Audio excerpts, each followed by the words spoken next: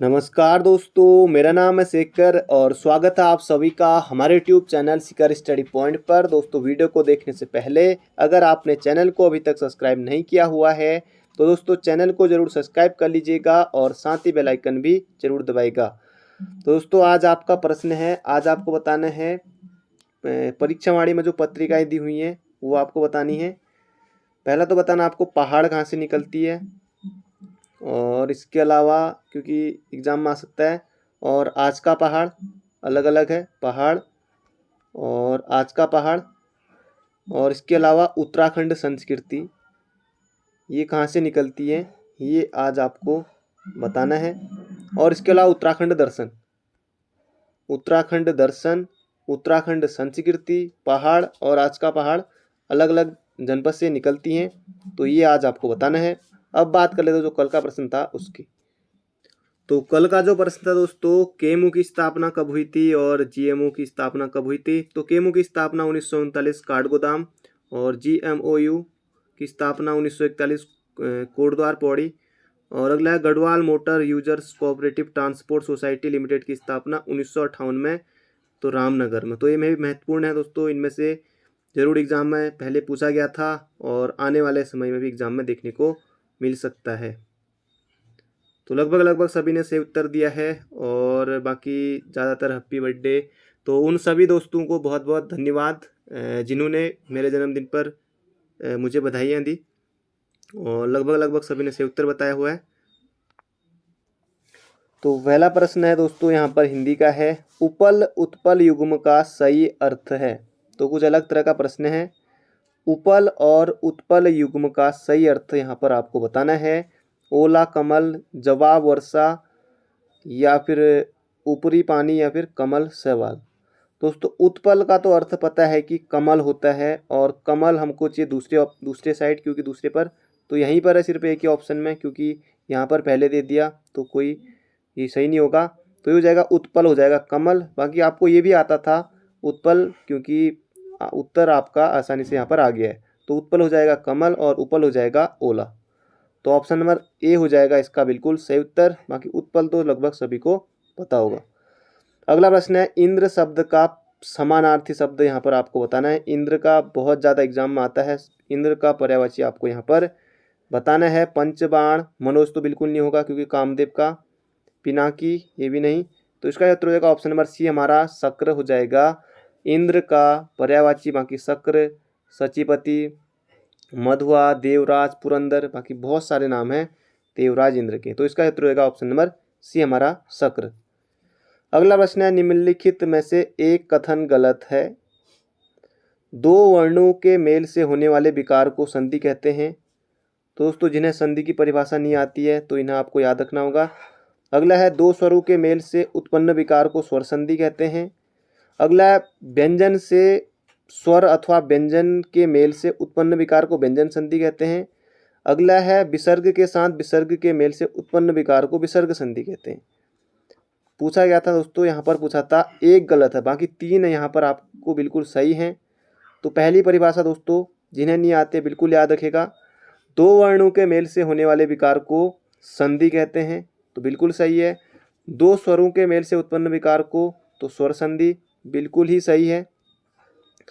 स्वर अथवा व्यंजन के मेल से उत्पन्न विकार को व्यंजन संधि कहते हैं, तो ये भी बिल्कुल सही है। अगला, विसर्ग के साथ विसर्ग के मेल से उत्पन्न विकार को विसर्ग संधि नहीं कहते हैं।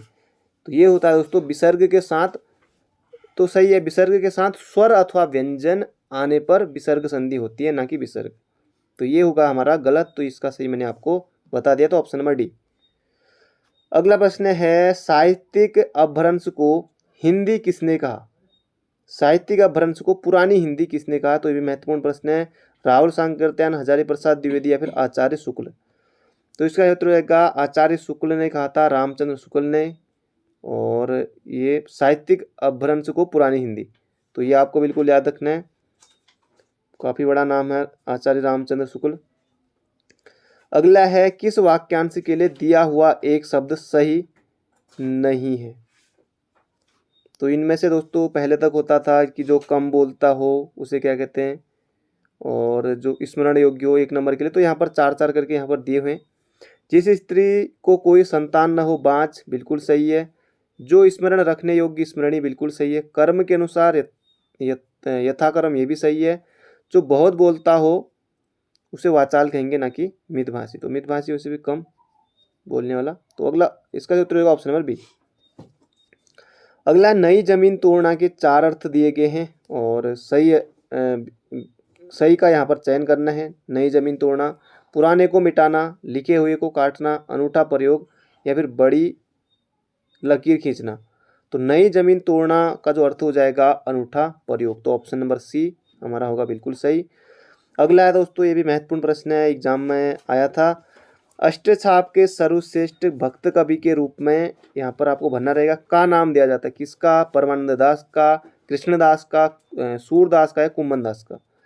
तो सूरदास का आपको बिल्कुल याद रखना है। अष्टछाप का जहाज, अष्टछाप के सर्वश्रेष्ठ भक्त कवि के रूप में सूरदास। सूरदास की जैसे रचनाएं आपको याद रखनी है, सूर सागर, सूर सारावली, साहित्य लाहिरी, तो सब में लगा हुआ है जैसे सूर सागर, सूर सारावली, तो सूर भी लगा हुआ है, साहित्य लहरी तो 100 से ही नाम है ज़्यादातर, तो इसे आप कर लेंगे। बाकी इनका गुरु का नाम भी पूछा गया था एग्जाम में, तो वल्लभाचार्य इनके गुरु का नाम। अगला है, क्यार्क का सूर्य मंदिर स्थित है। तो आपको बताना है क्यार्क का सूर्य मंदिर कहाँ स्थित है। तो ये भी सूर्य मंदिर दोस्तों, जैसे कटारमल सूर्य मंदिर बहुत बार एग्जाम में आता है, तो अल्मोड़ा में स्थित है। तो बहुत बार एग्जाम में आता है ये वाला प्रश्न भी। और बाकी तो क्यार्क का सूर्य मंदिर हो जाएगा पौड़ी में। पौड़ी में मझियाली सूर्य मंदिर उत्तरकाशी में है। बाकी बहुत सारे सूर्य मंदिर है उत्तराखंड में। और पलेठी का जो सूर्य मंदिर है वो भी बहुत बार एग्जाम में आता है, पलेठी का, जो कि हिंडोला खाल देवप्रयाग टिहरी में। अगला है, पिथौरागढ़ का मनीष कनियाल का संबंध किस क्षेत्र से है। तो पिथौरागढ़ के हैं या फिर किस जनपद से मनीष कनियाल का संबंध किस जनपद से, तो ये भी आ सकता है, तो पिथौरागढ़ से। तो दोस्तों इनका संबंध है पर्वतारोही से। तो पर्वतारोही से इनका संबंध है, पर्वतारोहण से। तो ऑप्शन नंबर डी हो जाएगा इसका बिल्कुल सही उत्तर। अगला, नीम करौली बाबा आश्रम किस स्थान पर स्थित है। बेरीनाग, कैची धाम, बद्रीनाथ, लाखा मंडल। तो बहुत ज़्यादा प्रसिद्ध धाम है दोस्तों, ये है कैची धाम। कैची धाम नैनीताल में है और अल्मोड़ा नैनीताल हाईवे पर है, रास्ते में आपको आसानी से ये आप देख सकते हैं। और यहाँ जो बाबा नीम करौली आए थे 1962 में आए थे और 1964 में मूर्ति की स्थापना हुई थी कैची धाम में, धाम की स्थापना। अगला है, हिब्रा बमक ग्लेशियर किस जनपद में स्थित है। चमोली, अब अल्मोड़ा तो हो नहीं सकता, पिथौरागढ़ भी हो सकता है, रुद्रप्रयाग। तो इसका उत्तर होगा हिब्रा बमक ग्लेशियर, ये हो जाएगा दोस्तों चमोली में। चमोली में हो जाएगा, तो ये भी आपको बिल्कुल याद रखना है। हिब्रा बमक पिथौरागढ़ में बहुत सारे हैं, चमोली में बहुत सारे हैं, जैसे हीरामणि, नामिक और रालम मिलम पिथौरागढ़ में, तो बहुत सारे ग्लेशियर हैं। अगला है, राज्य वृक्ष बुरांस के अत्यधिक अवैध कटान के कारण उसे कब संरक्षित वृक्ष घोषित किया गया। 1973, 90, 92 या 74। दोस्तों 1972 के साथ नहीं, 1974 के साथ यहाँ पर 72 भी होता, तब थोड़ा टफ बनता क्योंकि कन्फ्यूजन वहीं पे होता, पर लेकिन यहाँ पर उतना है नहीं, तो 1974 आसानी से आप कर सकते हैं। तो बुरांस के अत्यधिक अवैध कटान के कारण, तो ये 1974 में किया गया था। बाकी जो बुरांस का वैज्ञानिक नाम है रोडोडेंड्रॉन अर्बोरियम, वो आपको बिल्कुल याद रखना है। जो बाकी 1972 वाला था वो दोस्तों मोनाल को सुरक्षित किया गया था। मोनाल को वन्यजीव अधिनियम, जो वन्यजीव संरक्षण अधिनियम 1972 के तहत मोनाल को किया गया था। बाकी यहाँ पर बुरांस को किया गया था 1974 में, ये याद रखना है। अगला प्रश्न है, निम्न में से सुमेलित नहीं है। तो दोस्तों पर्वत दिए हुए हैं और जो जनपद हैं वो दिए हुए हैं यहाँ पर। तो नीलकंठ चमोली, बंदरपूंछ उत्तरकाशी, चौखंबा टिहरी, गौरी पर्वत चमोली। तो नीलकंठ दोस्तों गढ़वाल क्वीन चमोली में है, बिल्कुल है। बंदरपूंछ सभी को पता है, बंदरपूंछ यमुना नदी भी यहाँ से, तो ये उत्तरकाशी, ये भी सही है। गौरी पर्वत चमोली बिल्कुल सही है। और चौखंबा दोस्तों टिहरी ना होकर के, चौखंबा की ऊंचाई है 71-20 मीटर, परीक्षावाणी में आसानी से मिल जाएगा आपको। और ये भी है हमारा चमोली में, ये भी हमारा है चमोली में। दोस्तों अगर आपने अभी तक वीडियो को लाइक नहीं किया तो लाइक जरूर से कर दीजिए। अगला प्रश्न है, वन आंदोलन के दौरान जेल जाने वाली प्रथम महिला कौन थी। नूतन वशिष्ठ बिल्कुल नहीं, विष्णु देवी या दुर्गासा।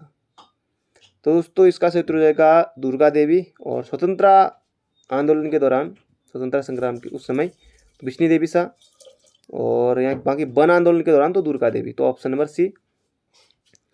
अगला प्रश्न है, राज्य में क्लोराइट की चट्टानें कहाँ मिलती हैं? मोहनखाल चमोली में है, चंडाक पिथौरागढ़ में है, प्रसिद्ध जगह है, मैग्नेसाइट के लिए प्रसिद्ध है, फलमंती पहाड़ी अल्मोड़ा।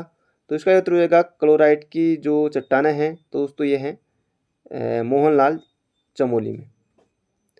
अगला प्रश्न है, राज्य में सर्वप्रथम ब्रिटिश द्वारा चाय की खेती का कार्य कब शुरू किया गया? तो दोस्तों जैसे चाय की खेती मतलब कि उत्तराखंड में, मतलब हमारे राज्य में कब शुरू की गई, सेब की खेती कब की गई, आलू की खेती तो सभी हम जानेंगे। तो सर्वप्रथम ब्रिटिश द्वारा चाय की खेती शुरू की गई थी 1824 में, बिशप हेबर। तो ये भी एग्जाम में आता है। आलू की खेती दोस्तों बात करें तो 1823 के आसपास, सेब की खेती 1860 के आसपास। तो इसका उत्तर होगा हमारा 1824 चाय की खेती।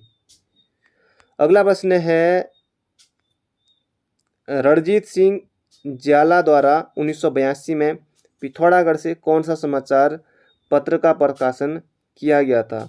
रणजीत सिंह ज्याला द्वारा पिथौरागढ़ से निकला था कब? 1982 में। तो इसका नाम था कुर्मांचल प्रहरी। तो कुर्मांचल प्रहरी है, तो ये आपको बिल्कुल याद रखना है। अगला प्रश्न है, कुमाऊं क्षेत्र में महिलाएं धान व मडुआ की गुड़ाई के समय कौन सा गीत गाती हैं? झोड़ा तो होगा नहीं, ये हो जाएगा दोस्तों चौमासा गीत। चौमासा गीत मडुआ एवं धान की गुड़ाई के समय। बैर गीत दोस्तों ये बैर गीत है, ये एक प्रत्योगात्मक गीत है बैर गीत। बाकी जो ये चूरा गीत है, जो मतलब कि अनुभवी होते हैं, जो भेड़ चरवाए, जो मतलब वृद्ध कह सकते हैं, जो सीनियर होते हैं, वो जो युवा चरवाए होते हैं उनको सीख देने के लिए गाया जाता है चूरा गीत। और यहाँ हो जाएगा चौमासा गीत। अगला है, चंद्रमा की सतह पर कौन सा तत्व पाया जाता है? तो ये भी दोस्तों एग्जाम में पूछा गया था। चंद्रमा की सतह पर कौन सा तत्व पाया जाता है? टिन, टंगस्टन या फिर टाइटेनियम। तो ये जाएगा दोस्तों टाइटेनियम, ऑप्शन नंबर डी। अगला है, माउंट एटना। माउंट एटना एक ज्वालामुखी है। माउंट एटना जिसे यूरोप का सबसे सक्रिय ज्वालामुखी माना जाता है, वह निम्नलिखित में से किस देश में स्थित है? तो दोस्तों महत्वपूर्ण प्रश्न है, और इटली में है, और इटली के सिसिली द्वीप पर स्थित है। तो इटली आपको याद रखना है। अगला प्रश्न है, एनपीपी से क्या अभिप्राय है? तो दोस्तों कोई ना फुल फॉर्म इस तरह की आती है एग्जाम में। तो इसका उत्तर हो जाएगा दोस्तों, ये वैसे भी जो जनसंख्या नीति है उससे संबंधित है। तो हो जाएगा नेशनल पॉपुलेशन पॉलिसी। तो एनपीपी नेशनल पॉपुलेशन पॉलिसी। तो ऑप्शन नंबर ए हो जाएगा इसका बिल्कुल सटीक उत्तर। अगला है, किसानों को लाभ पहुंचाने के लिए प्रधानमंत्री, तो यहाँ पर आपको भरना रहेगा, बीमा योजना शुरू की गई। कौन सी? प्रधानमंत्री किसान बीमा योजना, या प्रधानमंत्री खाद्य फसल योजना, प्रधानमंत्री बाढ़ योजना, या प्रधानमंत्री फसल योजना? दोस्तों प्रधानमंत्री फसल बीमा योजना। तो ऑप्शन सी हो जाएगा, प्रधानमंत्री फसल बीमा योजना किसानों को लाभ पहुंचाने के लिए शुरू की गई थी 2016 में। तो 2016 में, तो ये भी याद रखना है, एग्जाम में आया हुआ था। अगला है, उस स्थान का नाम बताइए जहां बौद्धों की मान्यता के अनुसार गौतम बुद्ध ने अपनी मृत्यु के बाद परिनिर्वाण प्राप्त किया। कौशाम्बी, बदायूं तो बिल्कुल नहीं, चित्रकूट, कुशीनगर। तो ये हो जाएगा दोस्तों इसका सही उत्तर। आपने बिल्कुल सही सोचा है, कुशीनगर में गौतम बुद्ध का जन्म है। सॉरी, जन्म तो लुम्बिनी में, जन्म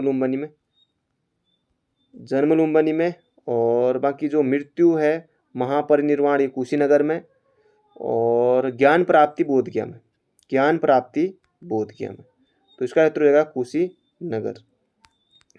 अगला है, जवाहरलाल नेहरू के नेतृत्व में मुस्लिम लीग अंतरिम सरकार में कब सम्मिलित हुई? तो महत्वपूर्ण प्रश्न है, और ऑप्शन भी देखिए यहाँ पर 1946, सितंबर, अक्टूबर, यही है, नवंबर, सब ये आपको बताना है, महत्वपूर्ण प्रश्न है।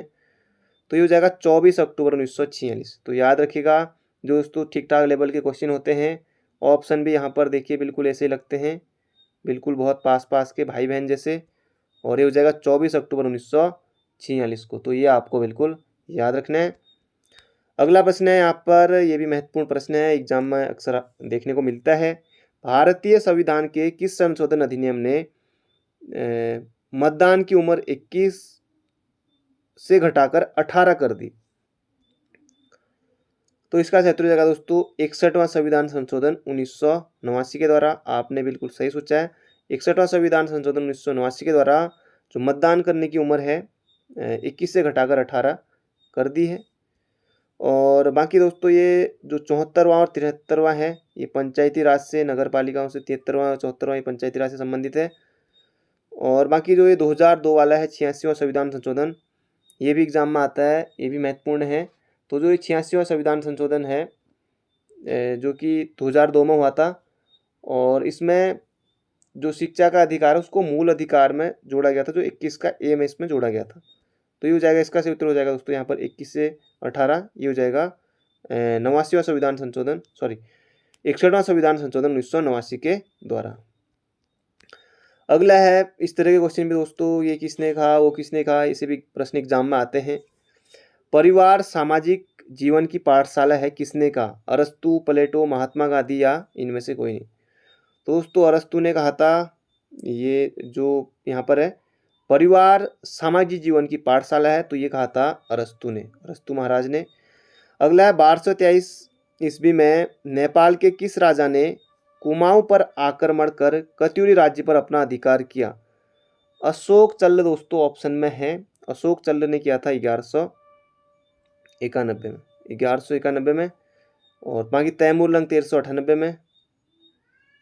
तो ये भी आपको बिल्कुल याद रखना है, तैमूर लंग फिर ब्रह्मादेव था उस समय, ये भी मारा गया था। तो ये हो जाएगा इसका उत्तर दोस्तों 1223 की बात है। तो कराचल देव 1191 में अशोक चल्ल, तो इसका उत्तर ऑप्शन नंबर बी। अगला प्रश्न है गोरख पंत पीर हेतु भूमि दान किसने दी? बाकी सभी शाह हैं, श्याम शाह, नरेंद्र शाह, फतेह शाह, सुदर्शन शाह। दोस्तों गोरख पंत पीर हेतु भूमि दान दी थी महाराजा फतेह शाह ने, तो फतेह शाह ने याद रखना आपको, इन्होंने दी थी। तो बाकी दोस्तों ये सभी महत्वपूर्ण हैं ही, इनके बारे में कभी डिटेल में बात करेंगे। अगला प्रश्न है किस वर्ष अंग्रेजों ने एक स्कूल श्रीनगर गढ़वाल में शुरू किया? तो अंग्रेजों ने श्रीनगर गढ़वाल में एक स्कूल कब शुरू किया? तो ये क्या था 1840 में, 1840 में श्रीनगर में। तो ये भी आपको बिल्कुल याद रखना है, महत्वपूर्ण प्रश्न है। अगला प्रश्न है दोस्तों, ये आसान लगेगा और एग्जाम में भी आता है। तो पुराने पेपर में आया था जब 2015 में एसआई की लास्ट भर्ती आई थी सब इंस्पेक्टर की, तो उसमें भी ये प्रश्न आया हुआ था कि उत्तराखंड का कुल क्षेत्रफल कितना है? तो आप सभी को पता है 53,483 वर्ग किलोमीटर। तो ये आपको याद रखनी होगी। उत्तराखंड की कुल जनसंख्या कितनी है वो भी पूरा आंकड़ा आपको याद करना पड़ेगा, 186,292। तो ये भी दोस्तों एग्जाम में आता है, इस तरह के कुछ आंकड़े पूछे जाते हैं। ये हो जाएगा इसका सही उत्तर, आपने सभी ने सही सोचा है, 53,483 वर्ग किलोमीटर। अगला प्रश्न है Tata institute of fundamental research Mumbai की सहभागिता से 3 मीटर व्यास की एशिया की सबसे बड़ी, तो ये तो आप छोड़ भी देंगे तो ऊपर से, बाकी यहाँ से भी आप याद रखेंगे। तो एशिया की सबसे बड़ी दूरबीन उत्तराखंड के किस स्थान पर स्थापित की गई है? अब आपके लिए बहुत ज़्यादा आसान प्रश्न हो गया क्योंकि 2016 में की गई थी, तो देवस्थल नैनीताल में, ये याद रखना है। बाकी यहाँ से आसान है प्रश्न, यहाँ से आपको याद रखना है। अगला है दोस्तों निम्न में से किस पुस्तक को बैरिस्टर मुकुंदी लाल ने लिखा है? बैरिस्टर मुकुंदी लाल का दोस्तों जन्म की बात करें अगर आज आ जाएगा तो बहुत जो अभ्यर्थी हैं गलती करेंगे, क्योंकि इनका जन्म हुआ था चमोली में, बाकी टिहरी पौड़ी सब ऑप्शन में रहेगा। तो इनका जन्म हुआ था चमोली में, याद रखिएगा। और बाकी ये सभी है, इनकी गढ़वाल पेंटिंग है, एग्जाम बहुत आता है, गढ़वाल स्कूल ऑफ पेंटिंग इन्हीं का है, सम नोट्स ऑन मौलाराम ये भी इन्हीं का है। तो इसका उत्तर होगा ऑप्शन नंबर डी, उपयुक्त सभी। तो दोस्तों ये थे आज के हमारे 30 महत्वपूर्ण प्रश्न। बाकी 30 में से स्कोर कितना रहा चैट बॉक्स में जरूर बताएगा। अगर आप चैनल पर नए हैं, अभी तक आपने चैनल को सब्सक्राइब नहीं किया हुआ है, तो दोस्तों चैनल को जरूर सब्सक्राइब कर लीजिएगा और साथ ही बेल आइकन भी जरूर दबाएगा। तो thank you friend, thank you so much.